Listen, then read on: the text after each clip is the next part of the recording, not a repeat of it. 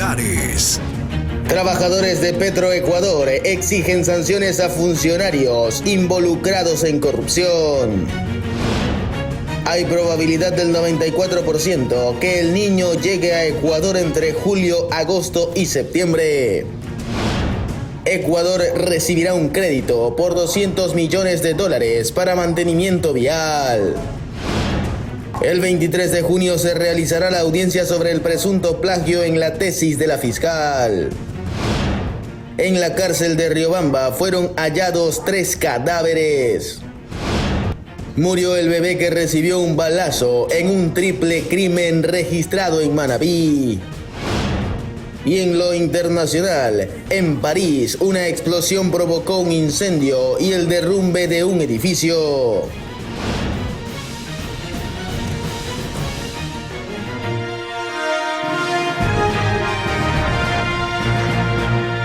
Esto es Noticias Oromar, de las 9 de la noche, con la conducción de Juan Pablo Trampos.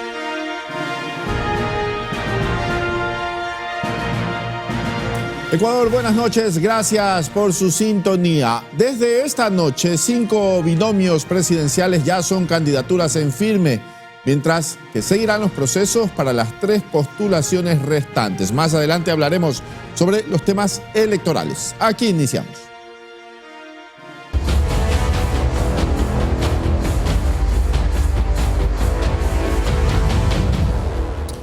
Trabajadores de Petroecuador exigen sanciones a los funcionarios corruptos de la estatal. Este miércoles realizaron un plantón en los exteriores de la empresa ubicada en el norte de la capital. Cerca de las 11 de este miércoles, trabajadores petroleros llegaron a las instalaciones del estatal Petroecuador y por medio de un plantón rechazaron los actos de corrupción que se han denunciado en esa empresa desde diferentes instancias y que, según ellos, no han motivado la adopción de sanciones de parte de las autoridades de la institución. La gota que derramó el vaso fue una denuncia pública realizada por un medio de comunicación digital en donde se acusaría a los principales dirigentes sindicales de cometer irregularidades. Señalan específicamente a un dirigente cuya esposa tendría maquinaria trabajando a través de un contrato. Se habla de dirigencia corrupta, pero ¿hay nombres? ¿Hay alguien específico? El día de ayer se acaba de presentar una denuncia en contra del secretario general del comité de empresa y se acaba de demostrar que incluso el presidente de la EMCO ha certificado que la esposa del señor tiene maquinaria trabajando a través de un contrato. Los trabajadores estamos cansados de que a Petroecuador se la tache como una empresa corrupta, cuando la corrupta no es la empresa, no somos los trabajadores. Hay malos elementos enquistados en la empresa a los que no se les sanciona. Y por eso es que nosotros hoy masivamente, a nivel nacional, vamos a demostrar de que los trabajadores defendemos la institución también contra la corrupción. Las denuncias no solo quedan aquí, ya que también demandan investigaciones exhaustivas y además sanciones ejemplares para quienes están cometiendo actos de corrupción. El reglamento interno estipula hasta el visto bueno para aquellos que han incurrido en estos actos, a más de las sanciones penales a que hubiera lugar y civiles, por supuesto, que eso ya le corresponderá a la Fiscalía.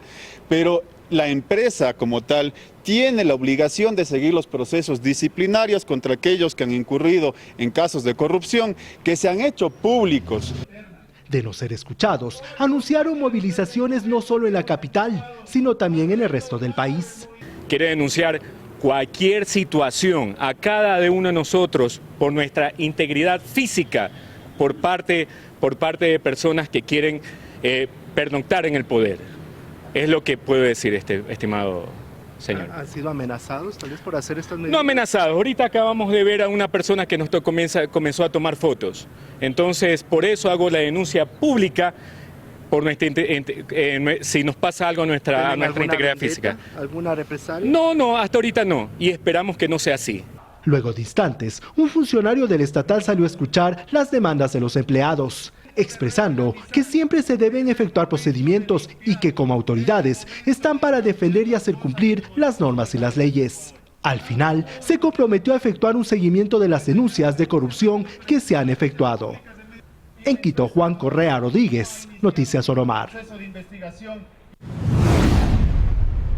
Y el Consejo Metropolitano de Quito negó la conformación de una comisión especial de fiscalización del metro. Además, el gerente de este medio de transporte le solicitó a la Contraloría que realicen exámenes especiales en todos los contratos de la empresa. Las inconsistencias que se han registrado durante el proceso para la operación del Metro de Quito han conllevado a que se quieran tomar acciones al respecto desde el Cabildo quiteño. He planteado un proyecto de resolución para que este Consejo dé forma a una comisión especial multipartidista que fiscalice el proyecto más importante de inversión del Ecuador y en el cual existen innumerables dudas por parte de la ciudadanía. Mientras que otros concejales, pese a que mostraron su apoyo, cuestionaron la conformación de una comisión. Hay que realizar una fiscalización de semejante obra, una comisión. ¿Por qué no se realiza la fiscalización por parte de todo este Consejo? Al fin y al cabo, somos 21 concejales, más usted, señor alcalde, que representamos a los más de 3 millones de habitantes de Quito. Aunque también hubo quienes desde el inicio mostraron su rechazo. Veo en un momento que esto resulta contradictorio con la función que tenemos los 21 concejales a nivel de fiscalización. Porque ¿qué va a pasar mañana?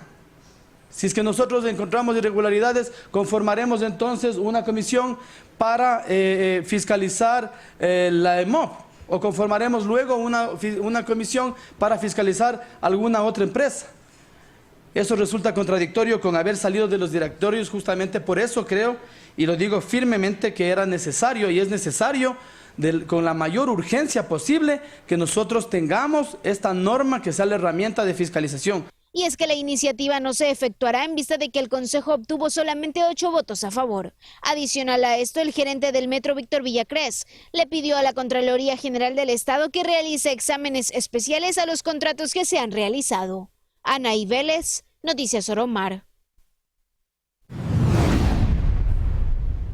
Y el presidente de la Corte Nacional de Justicia, Iván Saquicela, aseguró que en Ecuador hay un abuso de acciones de protección en procesos penales desde el año 2014.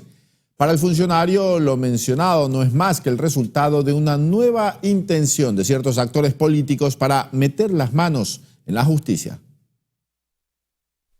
En Ecuador, según reconoció la propia Corte Constitucional, hay abuso en la entrega de recursos jurisdiccionales.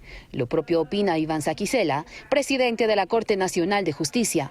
Tenemos estadísticas en donde desde el año 2014 hasta la presente fecha se empezó a acrecentar el número de garantías jurisdiccionales. Parece ser que sí hay una suerte de abuso o desnaturalización, es decir, como que alguna gente cree que son los únicos instrumentos jurídicos para defensa de los derechos. Por eso la misma Corte hace exactamente 2 semanas anunció juicios penales por prevaricato a aquellos jueces que otorguen acciones de protección contra garantías jurisdiccionales en favor de ciudadanos condenados. Aquí lo que debe imperar es el derecho. ¿Cómo puede ser que a través de una medida cautelar el juez de Yaguachi pretenda dejar sin efecto o pretenda desconocer 2 sentencias firmes en materia penal de la Corte Nacional de Justicia que justamente condenó al ex vicepresidente de la República y por imperativo legal le suspendió en los derechos políticos?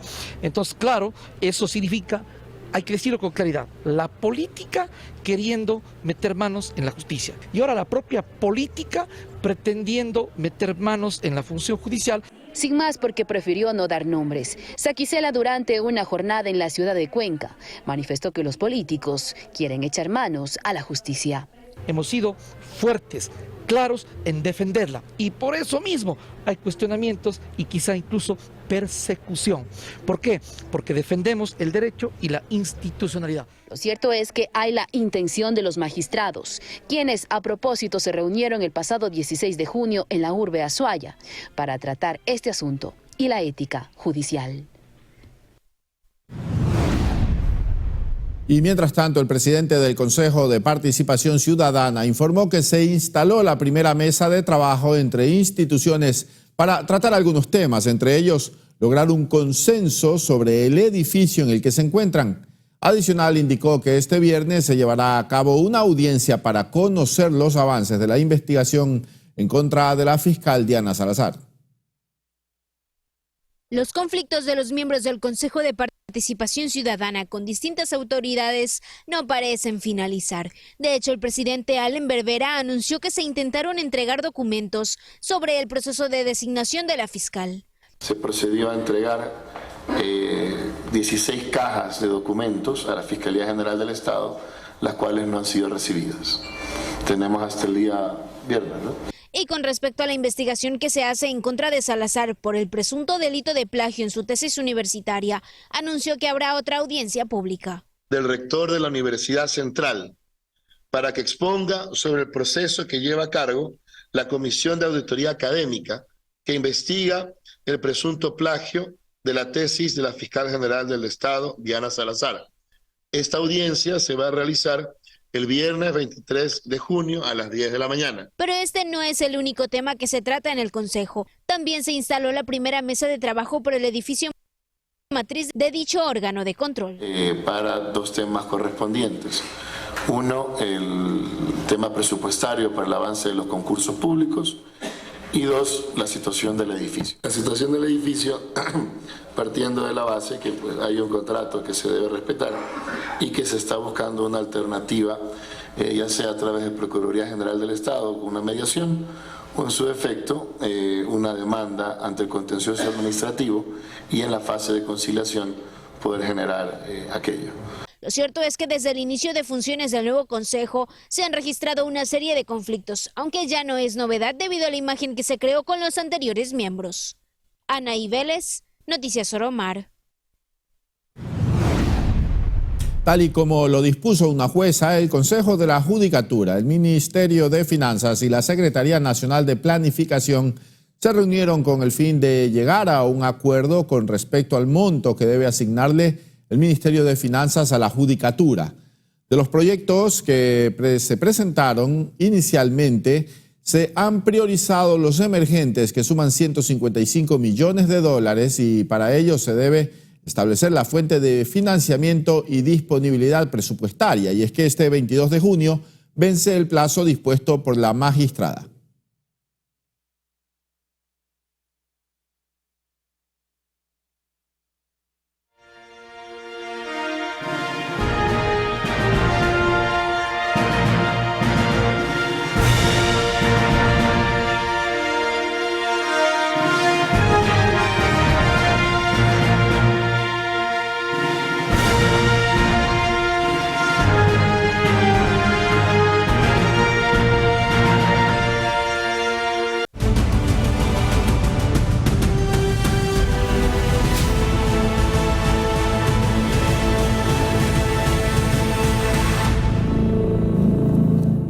Gracias por seguir con nosotros y mucha atención porque la Junta Provincial de Cañar negó la candidatura al expresidente del Legislativo, Virgilio Saquicela, pero el partido tendrá 48 horas para subsanar las observaciones e incumplimientos.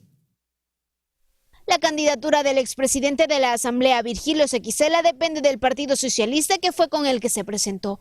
Esto en vista de que la Junta Provincial Electoral de Cañar se la negó porque no había cumplido con los requisitos. Lo que genera incertidumbre es si el partido realizará las correcciones, luego de que la directiva nacional rechazara su postulación cuando ya había sido inscrito por la provincial. Recordemos que Saquicela ocupó la primera vicepresidencia en la Asamblea cuando se unió a la bancada del Acuerdo Nacional, pero esta alianza terminó cuando apoyó la salida de Guadalupe Llori de la presidencia junto al correísmo y el Partido Social Cristiano, y así llegó a la presidencia en mayo del 2022, pero para esta candidatura no recibió apoyo de ninguno de los dos partidos. Finalmente, para que pueda candidatizarse, el CNE le dio 48 horas para que subsane los incumplimientos. Anaí Vélez, Noticias Soromar. Y en otro tema, en Manta se desarrolla un taller regional que está enfocado en el fortalecimiento de los puertos pesqueros en los procesos de trazabilidad de la cadena de valor.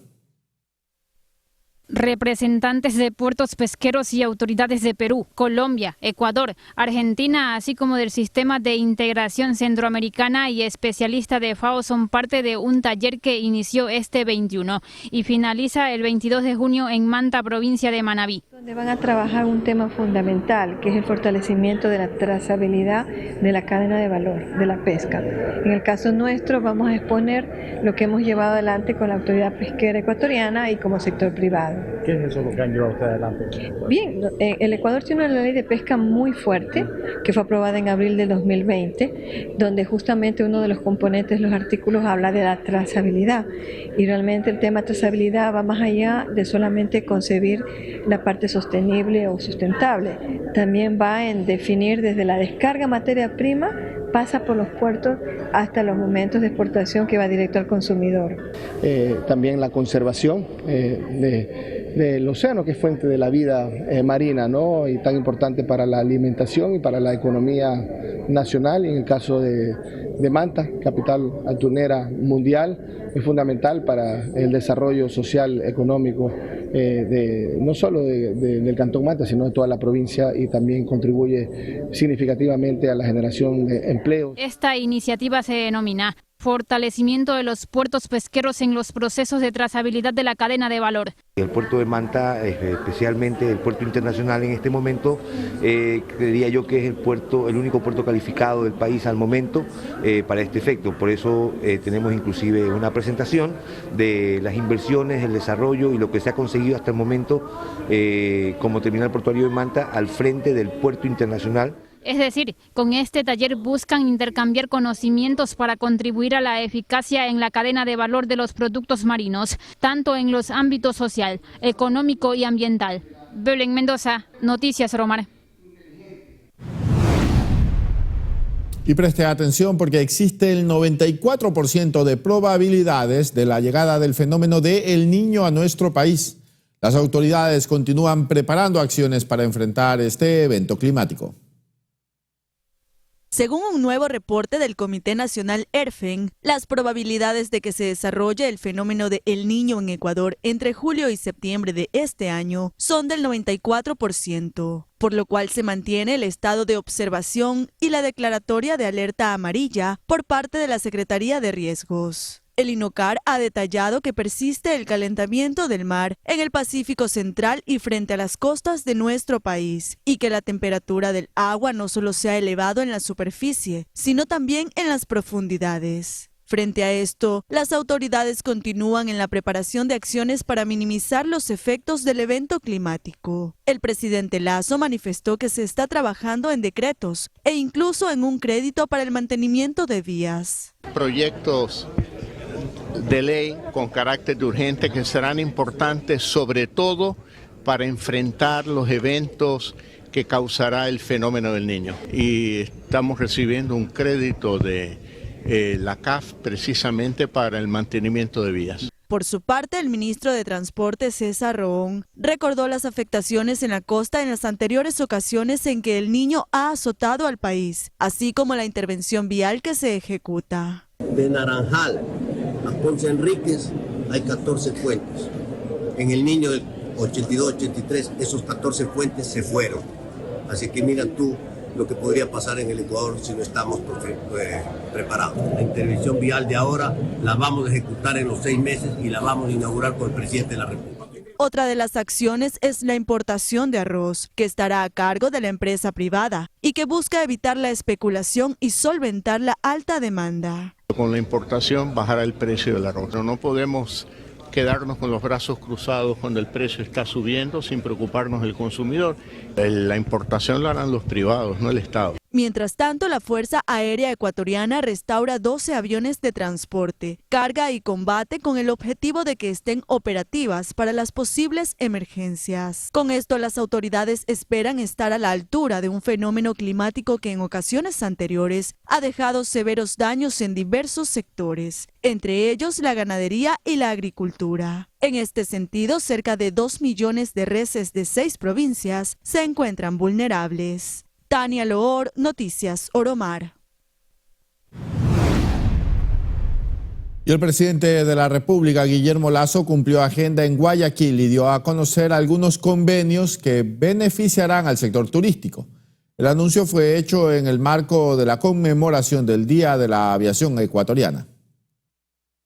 Potenciar la industria aérea, hacerla más fuerte y competitiva son los retos que el presidente Guillermo Lasso asegura se han cumplido en su mandato, sobre todo después de la pandemia que dejó a muchos países sumidos en medidas restrictivas que afectaban a la industria del turismo. Eliminamos el impuesto a la salida de divisas para aerolíneas. Redujimos las tasas Ecodelta y Potencia Turística para abaratar el costo de los pasajes. Terminamos las obras en el Aeropuerto Internacional Eloy Alfaro de Manta. Tan pronto como la próxima semana iniciará operaciones hacia Panamá. Esto entró en vigencia a partir del 1 de junio. Vemos que el Ecuador ya tiene una recuperación del 95% en cuanto a las rutas internacionales. Esos son 10 puntos porcentuales por encima del promedio regional según la IATA. El gobierno asegura que las medidas adoptadas han permitido recuperar el 94% de conectividad internacional y un 87% de operaciones domésticas respecto a las cifras que teníamos antes de la pandemia. Los operadores aéreos coinciden con dicha lectura. Nosotros lo que estamos viendo como aerolínea es que la recuperación de los niveles de conectividad aérea y de operación aérea post pandemia ha sido mucho más agresiva y mucho más rápida en el Ecuador. Esa es una muy buena noticia. Ecuador ha tomado unas políticas muy proactivas para posicionarse como un país atractivo para el desarrollo turístico y también para traer más conectividad al país. Así cerró la celebración del Día de la Aviación en Ecuador, cita organizada por la Asociación de Transporte Aéreo Internacional, de la que se espera surjan más y mejores acuerdos en favor de hacer más accesible el volar en avión para los 18 millones de ecuatorianos. Cristian Arias, Noticias Oromar. Y en otras noticias, la alta demanda en la emisión de pasaportes en el país ha generado la habilitación de nuevas jornadas para solventar las solicitudes de ciudadanos que quieren salir del territorio nacional. Una nueva jornada extraordinaria de emisión de pasaportes se realizará en Quito este fin de semana.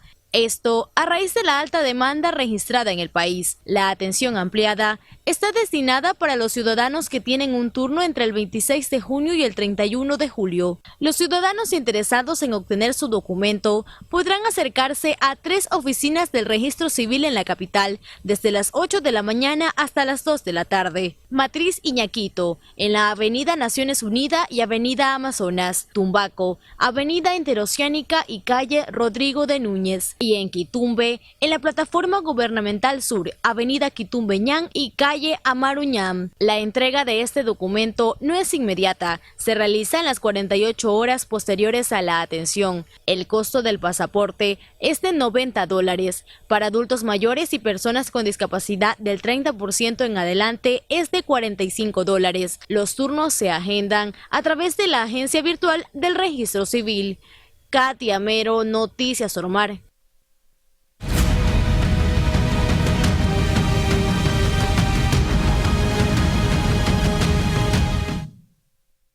Esta mañana inició en Quito la reunión técnica bilateral de defensa entre autoridades de Ecuador y Estados Unidos, con el fin de abordar temas relacionados a la cooperación entre ambos países. Entre los más relevantes figuran los asuntos de seguridad regional, los marítimos y aéreos. En el evento participó el ministro de Defensa Nacional, general Luis Lara, y el subsecretario adjunto de Defensa para los Asuntos del Hemisferio Occidental, Daniel Erickson, además de otros funcionarios y delegados. La propuesta fue acogida con interés por el gobierno norteamericano, que valora y aprecia los esfuerzos del Ecuador para enfrentar al narcotráfico, la delincuencia transnacional, el terrorismo y el tráfico de personas. Es un paso que estamos tomando después de la reunión bilateral muy exitosa que sostuvo el presidente Joe Biden con el presidente Guillermo Lasso en diciembre pasado. Y de ahí vamos a trabajar juntos en un sentido de amistad, para que Ecuador pueda ser un país más seguro, más próspero y un gran socio de los Estados Unidos en Sudamérica y en el mundo. Y en un evento desarrollado en Guayaquil, la Policía Nacional recibió de forma oficial las municiones compradas por el gobierno. En total se adquirieron 24 millones de unidades para entrenamiento y dotación policial. 5.5 millones de municiones ya se encuentran distribuidas en los puntos más críticos del país para reforzar la labor operativa de la Policía Nacional. Parte del cargamento fue entregado por el presidente de la República, Guillermo Lasso, en las instalaciones del Grupo de Operaciones Especiales GOE en Guayaquil. En mi gobierno hemos emprendido un proceso de reentrenamiento policial para que ustedes estén mejor preparados para enfrentar a la delincuencia organizada. Son un total de 24 millones de municiones para armas cortas y largas, que llegarán al país hasta mediados del mes de julio. Una cifra histórica a criterio del comandante general de la policía, Fausto Salinas, pues da paso al fortalecimiento de la institución policial. Hoy lanzamos este programa de capacitación en el uso de armas de fuego, es decir, un reentrenamiento que permita al policía, tanto táctico como preventivo o al investigativo, estar en las mejores condiciones para enfrentar a la delincuencia. El primer lote de municiones ya fue distribuido a 33 zonas y subzonas de la Policía Nacional, donde en total cuentan con 75 instructores, quienes impartirán sus conocimientos en combate cercano, abordaje de vehículos, entre otros, para ser más efectivos en contra de la delincuencia y el crimen organizado. Esa policía firme que responderá de manera firme, lo hemos dicho siempre y lo vuelvo a repetir, ante amenazas letales van a existir respuestas letales siempre en el uso legítimo de la fuerza. Se utilizarán estas armas letales. En lo que va de 2023, 41 delincuentes han sido abatidos por la Policía Nacional durante 41 enfrentamientos en procedimientos absolutamente limpios, que demuestran la preparación y el profesionalismo de la policía. Y recuerden, amigos televidentes, que pueden vernos en vivo desde nuestra página web www.oromartv.com. Y adicionalmente podrán reprisar este y todos nuestros espacios informativos. Con este recordatorio nos vamos a una breve pausa comercial. Más adelante, jornada sangrienta en la provincia de Manabí. Un menor se encuentra entre las víctimas. Ya volvemos.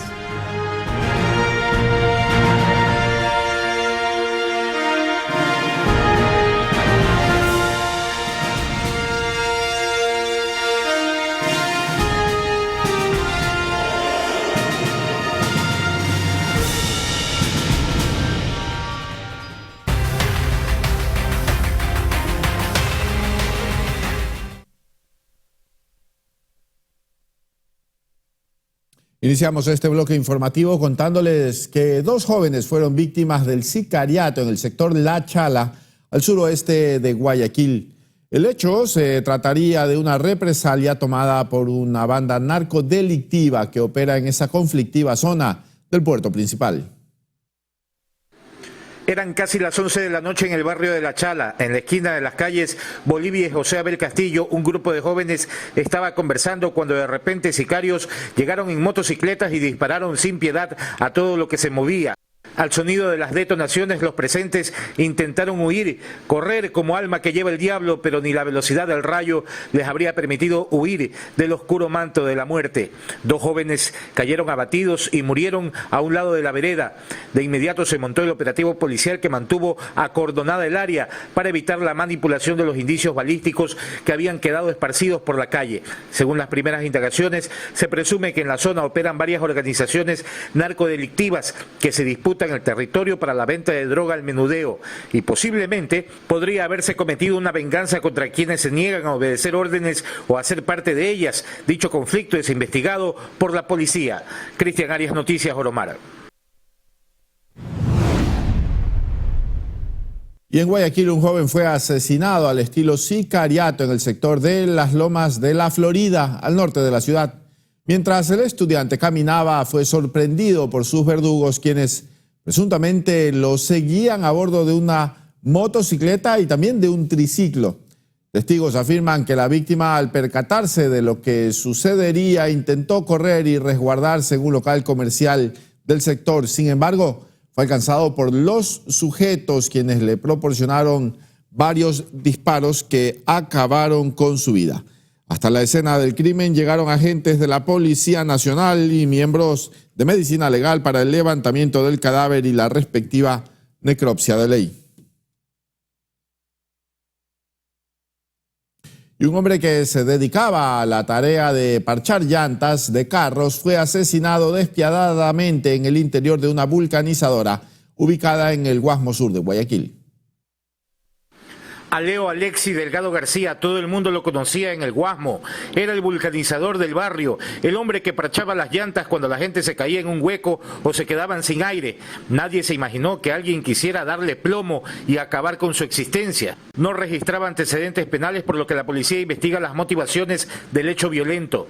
Las características del crimen son las de la modalidad de muerte selectiva. Ocurrió pasadas las 21 horas de este martes en la cooperativa Flor del Guasmo, situada junto a la avenida 25 de Julio, allí donde todos lo conocían. Allí precisamente llegaron los sicarios en moto y le dieron bala hasta decir basta, mientras el hombre se encontraba en el interior de una vulcanizadora. El personal policial llegó al sitio del sicariato para recoger evidencias que permitan identificar a los posibles responsables. Imágenes grabadas por cámaras de videovigilancia instaladas en la zona serán materia de estudio para ver si con ese recurso se logra identificar a los autores del crimen. Momentos dolorosos se vivieron en el instante en que los amigos y allegados despidieron el cuerpo de Leo Alexi, el mismo que finalmente fue llevado a Medicina Legal para la práctica de la autopsia. Cristian Arias, Noticias Bromar. Un guardia de control municipal fue decapitado mientras cumplía su turno en las instalaciones del Camal Municipal en el Cantón Pasaje, provincia de El Oro. Extraoficialmente se conoció que el hombre, identificado como Carlos Hernán Neira, de 34 años, fue ejecutado pasadas las 11 de la noche de este día martes. Sin embargo, el hallazgo recién se reportó en la madrugada del miércoles. Miembros de la DINASED llegaron a la escena para constatar lo ocurrido, mientras se investiga el móvil del crimen. Y en la parroquia de Guambaló, ubicado a 15 minutos de Cantón Pelileo en la provincia de Tungurahua, se registró la muerte de un presunto delincuente, quien fue linchado y quemado por los habitantes. El ahora occiso fue acusado de cobrar vacunas. Una multitud enfurecida linchó y quemó a un presunto extorsionador, acabando con su vida. Ocurrió la noche del martes en la parroquia de Guambaló, Cantón Pelileo, provincia de Tungurahua. Según los testigos, el hombre llegó junto a otros 2 acompañantes en un carro pequeño e intimidó a un morador con armas de fuego pidiéndole dinero. Hasta Guambaló llegaron 3 individuos en un Suzuki rojo con pistolas y se penetraron a la casa de un señor de acá, Juan Barroso. Esa es la noticia extraoficial. Se percató de esto la gente, se percataron los vecinos, se percató un pueblo, que estos que entraron intentaron hacerle daño al señor Barroso. Y ahí es cuando se levantó toda la comunidad. Ahí es cuando se levantó todo un pueblo. La persona logró escapar y alertó a la comunidad lo que le ocurrió. La multitud logró detener a uno de los implicados y decidió aplicar justicia por sus propias manos. Le amarraron un poste en el Parque Central y le prendieron fuego, terminando así con su vida. Al momento de acudir las unidades especializadas se pudo observar un cuerpo sin vida en posición de cúbito ventral en el centro de la plaza. Incinerado. También presentaba síntomas de tortura. De igual forma se hizo las respectivas diligencias con los compañeros de criminalística. Hasta el sitio llegaron policías para atender la emergencia. Al notar el estado del hinchado, acudió Medicina Legal para el levantamiento del cuerpo, que fue llevado hasta el Centro Forense de Ambato. El hoy fallecido tenía antecedentes penales por el tema de tráfico ilícito de drogas, robo y asociación ilícita desde el año 2019. Oriundo de la provincia del Guayas, de igual forma, hace varios años ya estaba sentado en Pelileo mismo. ¿No es extranjero? No, ciudadano ecuatoriano. La ex conviviente es ciudadana venezolana. En Quito, Juan Correa Rodríguez, Noticias Oromar. ¡Ya acabaremos! 'Vamos con todo! Y en un macabro hallazgo, un cráneo, 2 manos y 2 piernas fueron encontrados en la playa Los Perales del cantón San Vicente, provincia de Manabí. En uno de los restos se pudo distinguir un tatuaje que decía Roberto. Sin embargo, hasta el momento el cadáver no ha sido identificado. Al sitio llegó personal de la policía para empezar con las investigaciones. Luego de varios minutos de haber cumplido con el procedimiento, el cuerpo y las partes de la víctima fueron trasladadas hasta el Centro Forense de Manta. Recordemos que el lunes un tronco humano fue hallado debajo del muelle municipal de ese mismo cantón. Aunque las autoridades aún no han emitido información al respecto, podría tratarse de un hecho relacionado. Y seguimos en Manabí, y es que hace poco se confirmó el fallecimiento de un menor quien resultó herido de bala en un múltiple crimen registrado en la zona norte de la provincia. En otro hecho, un hombre fue asesinado por sujetos que fingieron ser policías. Detalles de estos casos y otros en la siguiente nota. Durante esta semana es la segunda vez que se activa el código plata en uno de los hospitales de Manabí. En esta ocasión, hasta una de las casas de salud ingresó un menor de menos de 1 año de nacido tras quedar herido de bala de un ataque armado. Está siendo intervenido en este momento. Esperamos que tenga la bendición necesaria a fin de que no pueda perder la vida. Pero lamentablemente en horas de la tarde murió. Aquí en el lugar se encontró municiones, casquillos 223 de calibre 9 milímetros. Dicho caso se registró este 21 de junio en la vía San Vicente, cerca a la carretera que conduce a Choné.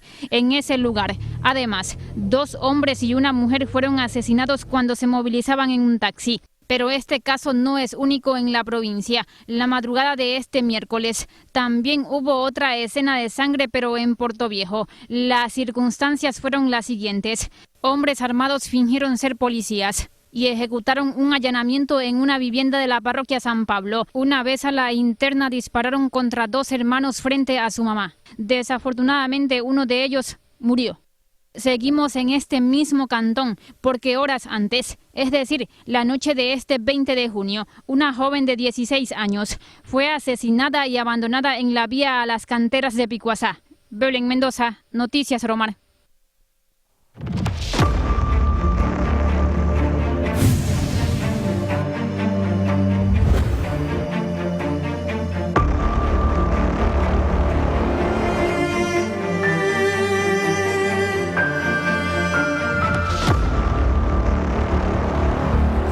Un médico se salvó de morir en manos de sus secuestradores luego que la Policía Nacional logró rescatarlo con vida tras haber sido retenido a la fuerza por delincuentes, quienes además le quemaron su vehículo.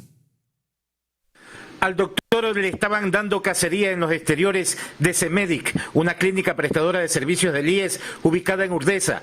De allí se lo llevaron secuestrado junto a su chofer la tarde del pasado lunes. Casi 24 horas después fue rescatado por la policía en el cantón Durán. En el operativo desplegado por la UNACE se allanaron 2 predios en los que se encontraron a las víctimas amarradas. Una vez liberadas, se procedió a la detención de 2 sujetos que tenían antecedentes penales. El carro utilizado por la banda fue decomisado junto a otras evidencias. Los pillos habían pedido nada más y nada menos que $200.000 para devolver al doctor sano y salvo. Los familiares no lograron reunir esa suma y por ello lanzaron explosivos contra el edificio donde laboraba el galeno. Un guardia con heridas leves y un vidrio roto fue el resultado de dicho atentado. Más tarde, en el kilómetro 6 de la vía San Borondón, los secuestradores decidieron quemar el Audi, vehículo de alta gama, en un costado de la carretera. Allí mismo, la policía encontró al menos 12 cartuchos 9 milímetros. Conocido el rescate del doctor y de su chofer, las actividades acá en la clínica continúan desarrollándose con relativa normalidad. Cristian Arias, Noticias Oromar. Y esta tarde fueron encontradas 3 personas sin vida en el Centro de Privación de Libertad de Riobamba, provincia de Chimborazo. El hallazgo se dio luego de desarrollarse un operativo de control y seguridad por parte de la Policía Nacional, el Ejército y la Fiscalía. Los 3 cuerpos presentaban indicios de ahorcamiento, aunque el caso se mantiene todavía en reserva. Además, en la intervención, luego del traslado de los reos de sus celdas al exterior de la prisión, se decomisaron armas de fuego, 200 elementos cortopunzantes, 55 dispositivos móviles, 250 litros de licor artesanal, además de televisores, parlantes, municiones y sustancias estupefacientes, así como dinero en efectivo. Y mientras tanto, en Carchi, la Policía Nacional llevó a cabo un operativo que logró desarticular una organización narcodelictiva con ramificaciones en Colombia. Además, se consiguió la incautación de más de 225.000 dosis de alcaloides. Asimismo, las 3 flagrancias ejecutadas durante los operativos antidroga permitieron la aprehensión de 10 personas y cerca de 7 kilos de heroína. Por otra parte, las autoridades informaron que quien lideraba y manejaba dicha banda delincuencial sería un ciudadano privado de la libertad desde la cárcel de Guayaquil.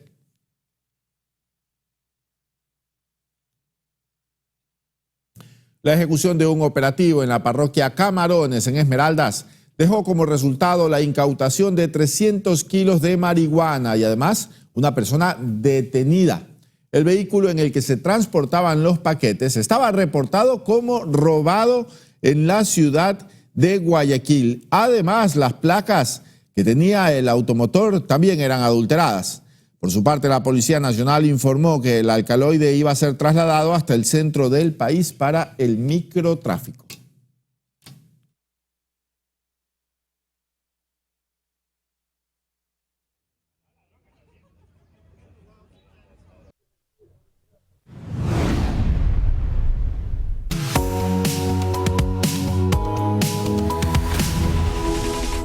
Y hoy en nuestro segmento empresarial les contamos sobre Imtec, una empresa líder en el desarrollo, fabricación y comercialización de productos y sistemas de impermeabilización para la construcción.